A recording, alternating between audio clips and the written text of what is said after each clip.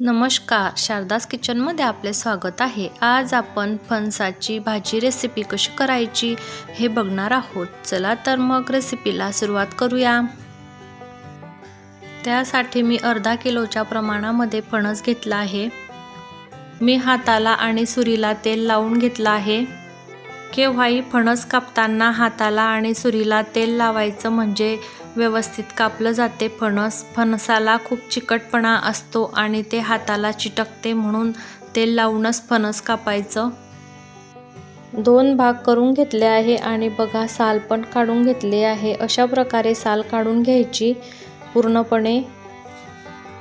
हे फणस जरी अर्धा किलो आहे तरी ह्या फणसाची साल बरीचशी निघते आणि बिया पण निघतात, त्यामुळे फणस कमी होते, म्हणून मी अर्धा किलो घेतला आहे। तुम्हाला ज्या क्वांटिटीमध्ये भाजी करायची असली त्याप्रमाणे तुम्ही फणस घेऊ शकता। आता आपण फणस कापून घेऊया। मोठ्या मोठ्या फोडी ठेवायच्या। छोट्या छोट्या फोडी केल्या तर त्या शिजल्यानंतर तुकडे तुकडे होतात, म्हणून मोठ्या मोठ्या फोडी करून घ्यायच्या। बघा आपण ह्याच आकारामध्ये फोडी करून घेणार आहे आणि फणसामधल्या बिया काढून घ्यायच्या, जेवढ्या काढता आल्या तेवढ्या। सर्व फणस आपण अशाच प्रकारे कापून घेऊया। बघा फणस कापून झालेला आहे आणि त्यातल्या बिया पण काढून घेतलेल्या आहे मी सगळ्या। बघा मी अर्धा किलो फणस घेतलं होतं, त्यातल्या एवढ्या बिया निघालेल्या आहे। मी कुकर ठेवलं होतं तापायला, कुकर तापला आहे, त्यामध्ये आपण 1 पडी तेल टाकून घेऊया। तेल तापलं की त्यामध्ये लगेच फणस टाकून घ्यायचं। बरेच जण ह्या फणसाला शिजवत नाही, फक्त तेलामध्येच फ्राय करता, पण तुम्ही अशा प्रकारे जर शिजून घेतलं फणस तर याची चव अप्रतिम लागते। एकदा नक्की ट्राय करून बघा। फणस तेलामध्ये टाकल्यावर 1-2 मिनिट परतून घ्यायचं। परतून झाल्यावर आपण त्यामध्ये हळद आणि मीठ टाकूया। मीठ चवीनुसार टाकायचं। मी पाव चमचा मीठ टाकला आहे आणि पाव चमचा हळद। हे व्यवस्थित मिक्स करून घ्यायचं। आपण जेव्हा शिजून घेतो फणसला तेव्हा हळद मीठ टाकतो, तर त्या हळद मिठाची चव लागते फणसला, आणि जेव्हा तेलामध्ये फ्राय करतो तेव्हा आतपर्यंत ही चव पोहोचत नाही, म्हणून अशा प्रकारेच फणस शिजून घ्यायचं, म्हणजे भाजी अगदी भन्नाट लागते ही अशी केल्यामुळे। मी 1 ग्लास पाणी टाकून घेतलं आहे। जास्त पाणी टाकायचं नाही, नाहीतर फणस बेचव लागते खायला। आता आपण झाकण लावून 2 शिट्या करून घेऊया। कुकरच्या शिट्या होतील तोपर्यंत आपण वाटणाची तयारी करूया। पॅन तापला आहे, आपण खोबरं भाजून घेऊया। मी अर्धी वाटी खोबरं किसून घेतलं आहे। हे आपल्याला ब्राऊन कलर येईपर्यंत भाजून घ्यायचं आहे। त्यामध्ये आपण 1 चमचा धने सुद्धा टाकून घेऊया, म्हणजे व्यवस्थित भाजले जातील धने आणि किसलेलं खोबरं। धने आणि खोबरं भाजून झालेलं आहे। आपण कांदा भाजूया। मी 1 मोठ्या आकाराचा कांदा लांब आकारामध्ये कापून घेतला आहे। कांदा भाजताना त्यामध्ये थोडंसं तेल टाकायचं, म्हणजे कांदा पटकन भाजला जातो, जास्त वेळ लागत नाही कांदा भाजायला।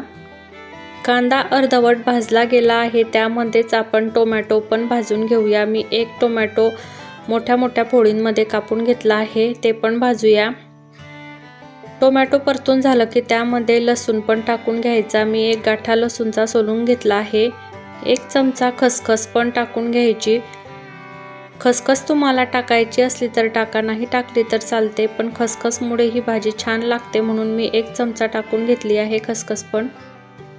हे परतून झालेलं आहे, त्यामध्ये आल्याचे तुकडे टाकून घेतले आहे मी 2 छोटे छोटे। आता आपण हे थंड करायला ठेवूया। कुकरच्या 2 शिट्या करून मी थंड करून घेतलेला आहे कुकर। आपण बघूया फणस शिजला आहे की नाही। बघा फणस पण छान शिजलेला आहे। अगदी 1 ग्लास पाणी टाकलं होतं मी, त्यातलं थोडंसंच पाणी राहिलेलं आहे। हे पाणी अगदी सुपासारखंच लागते यामध्ये। बघा छान मऊ झालेला आहे फणस। आता आपण कढईमध्ये 3 पड्या तेल टाकून घेऊया। फणसची भाजी करताना तेल थोडं जास्त टाकायचं, म्हणजे फणसची भाजी छान लागते खायला। तेल तापलं की त्यामध्ये आपण खडे मसाले टाकूया। मी 2 तमालपत्र, 2 दालचिनीचे तुकडे, 1 चक्री फूल आणि 2 मिरे, 2-3 लवंगा असे खडे मसाले टाकून घेतले आहे। खडे मसाले झाले की लगेच त्यामध्ये आपण वाटण टाकून घेऊया। आपल्याला मसाला मंद आचेवर परतायचा आहे, म्हणजे व्यवस्थित परतला जातो। आपण जर फुल गॅसवर मसाला परतला तर मसाला करपला जातो आणि भाजीची चव व्यवस्थित लागत नाही, म्हणून केव्हाही मसाला परतताना मंद आचेवरच परतायचा। मसाल्याला तेल सुटेपर्यंत परतून घेतला आहे। आपण त्यामध्ये मिरची पावडर टाकूया। मी 2.5 चमचे मिरची पावडर टाकून घेतली आहे। तुम्हाला तिखट फिकं किती हवं आहे त्याप्रमाणे तुम्ही मिरची पावडर टाकू शकता। मी गरम मसाला पण टाकून घेतला आहे, अगदी चिमूटभरच टाकला आहे। आपण खडे मसाले टाकले आहे त्यामुळे गरम मसाला कमीच टाकायचा, नाहीतर भाजी खाताना ठसका लागल्यासारखं होते। आता आपण मसाल्यामध्ये थोडंसं पाणी टाकून घेऊया, म्हणजे मसाला व्यवस्थित परतला जाईल। मी मिक्सरच्या भांड्यामध्येच अर्धी वाटी पाणी टाकून घेतलं आहे। मिक्सरच्या भांड्याला जो मसाला लागला आहे तो पण निघून जातो आणि मसाला करपत पण नाही थोडंसं पाणी टाकल्यामुळे। आता आपण तेल सुटेपर्यंत मसाला परतून घेऊया। बघा, छान तेल सुटलेलं आहे मसाल्याला। मसाला परतून झालेला आहे। आपण त्यामध्ये शिजवलेलं फणस टाकूया। फणस टाकून 2-3 मिनिटं परतून घ्यायचं, म्हणजे मसाल्याची चव लागेल फणसाला। मसाल्यामध्ये फणस व्यवस्थित परतून झाल्यावर त्यामध्ये आपण पाणी टाकूया। मी पाणी गरम करून घेतलं आहे। पाणी गरम करून कुकरमध्ये टाकून घेतलं आहे मी आणि भाजीमध्ये टाकून घेते आहे। मी 2 ग्लास पाणी घेतलं आहे। तुम्हाला जेवढ्या क्वांटिटीमध्ये भाजी करायची असली त्या क्वांटिटीमध्ये तुम्ही पाणी टाकू शकता। पाणी टाकून झालं की लगेच मीठ पण टाकून घ्यायचं। चवीनुसार मीठ टाकायचं। आपण फणस शिजताना पण मीठ टाकलं आहे, म्हणून जरा बेताने टाकायचं, नाहीतर भाजी खारी होईल। तुम्ही जर ही भाजी अशाच पद्धतीने केली तर अगदी आठवड्यातून एकदा तरी कराल, इतकी ही भाजी अप्रतिम होते।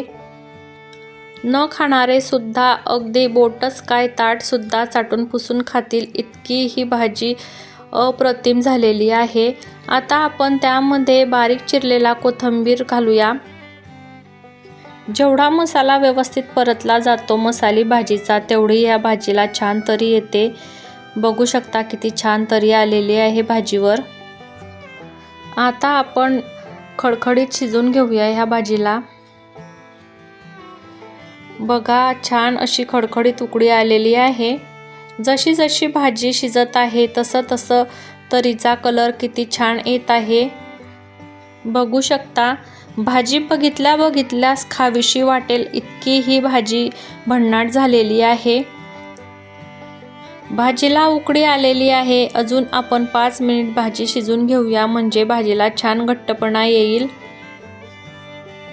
बऱ्याच जणांना वाटते की फणस तर खूप चिकट असते, याची भाजी व्यवस्थित लागेल की नाही, पण तुम्ही जर अशा पद्धतीने ही फणसची भाजी केली तर 2 पोळ्या खाणारे सुद्धा 1 पोळी जास्ती खातील। तयार आहे आपली अगदी झणझणीत अशी फणसाच्या भाजीची रेसिपी। मग कशी वाटली तुम्हाला माझी फणसाच्या भाजीची रेसिपी आवडली असेल तर चॅनलला लाईक करा, शेअर करा आणि जे चॅनलवर नवीन असतील त्यांनी अजून सबस्क्राईब केलं नसेल त्यांनी सबस्क्राईब पण करून घ्या, जेणेकरून सर्वात आधी तुम्हाला माझ्या रेसिपीची नोटिफिकेशन मिळेल आणि सर्वात आधी तुम्हाला माझा व्हिडिओ बघायला मिळेल। भेटूया अशाच एका नवीन रेसिपीसोबत पुढच्या व्हिडिओमध्ये। धन्यवाद।